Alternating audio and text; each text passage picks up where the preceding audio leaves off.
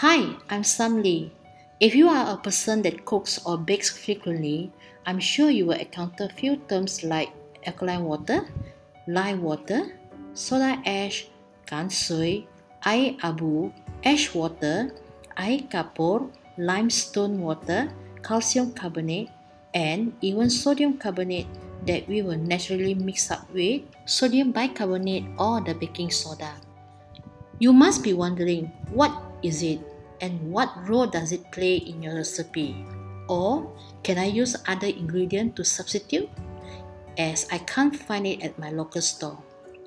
Worry not, as in this video, I'm going to share with you based on my numerous offline and online readings and through the understanding that I obtained from asking fellow friends and acquaintances, especially the elderly generation who are familiar with this ingredient.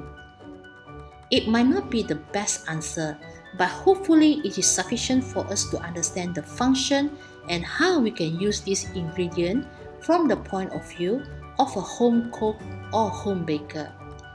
I will also be showing you how we can make it with easy available ingredient at home and a case study how I use it in one of my recipe and the effects.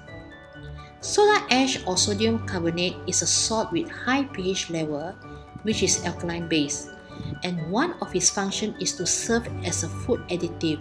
It helps to control acidity in some food, act as flavoring agent, raise pH of dough in baking, anti-caking agent, and so on. Because of the pH level or alkaline, it creates some reaction just like their chemical opposite, the acid-base solution in form of lime, lemon, vinegar, citric acid that we know to brighten and balance most of our food. However, alkaline base is not new, and probably we are already using it. It is the baking soda.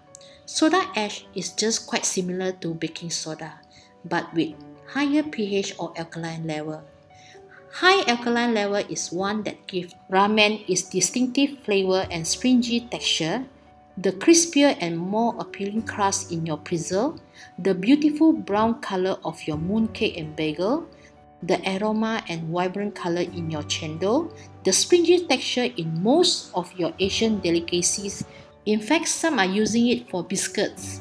So, all these in the list are just high alkaline solution for our cooking or baking. Few of my friends from outside Malaysia were asking me, I love to prepare some Asian recipes at home, but I couldn't find this alkaline solution at my local store. So sad that I can't prepare them at home. Don't worry, I'm going to show an easier method to produce at home, which is using this sodium bicarbonate, your favorite baking soda.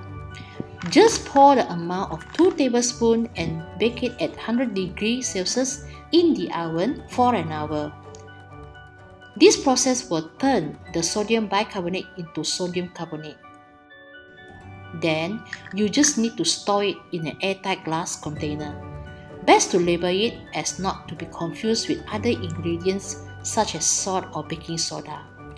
As this is high alkaline item, we must handle with care. How to use it since it is high alkaline base? We just need to use small amount in our cooking or baking. Let me show you what's the difference if I use and don't use it in my cooking. I recently made a video on cooking chendol, a sweet dessert that is usually served with ice in Malaysia. I used 1/4 teaspoon of soda ash with 300 ml of liquid. My experiment finding that the absence of soda ash has resulted less aromatic and less vibrant in green color that chendol is supposed to look like. Compared to the one I used, my chendol turns out to be more aromatic as soda ash helped the pandan to infuse into the mixture of my batter. It also enhances the flavor and the jelly with more springy in texture. Look at the color. It is more translucent and vibrant despite the same amount of pandan juice I use. However, please take note as too much alkaline will make your food to taste bitter or soapy. I hope this has helped you to understand more about soda ash and other alkaline solution and help you to make more informed decisions during your next cooking or baking process. Please do also feel free to check out my other videos and hit the subscribe and like button.